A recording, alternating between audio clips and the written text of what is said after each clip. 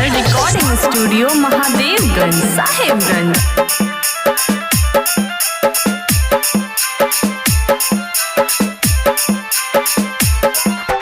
रोज नहाना साबुन लगाना मास्क लगाना गे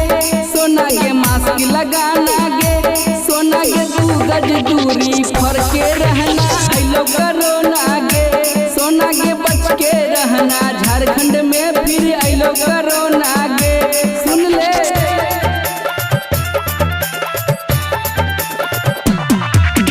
डीजे विकास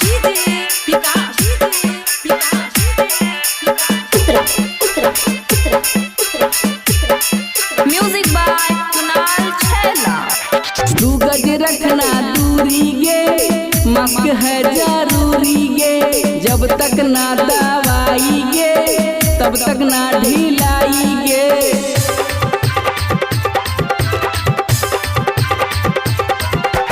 दादा दादी के वैक्सीन लगाना तू लगाना गे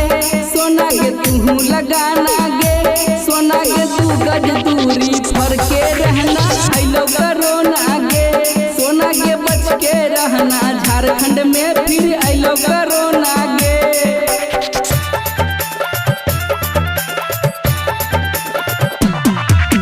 डीजे विकास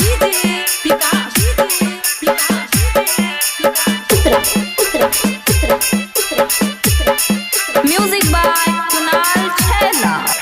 फैलल कोरोनवा रानी गे सुन ले एकर कहानी गे गजब के अइले बीमारी गे बतिया माने प्यारी गे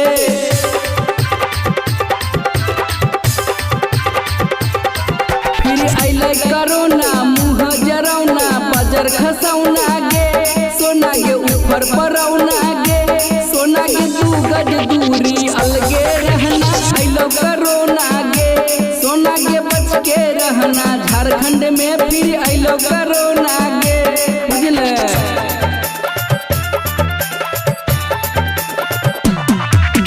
डीजे विकास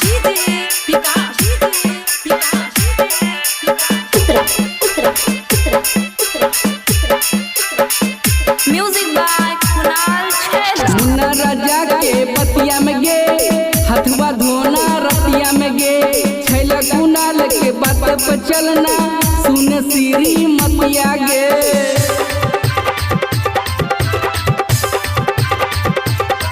सैनिटाइजर लगाना बासी न खाना मास्क लगाना गे सोना गे मास्क लगाना गे सोना गे 2 गज दूरी फर के रहना आइलो कोरोना गे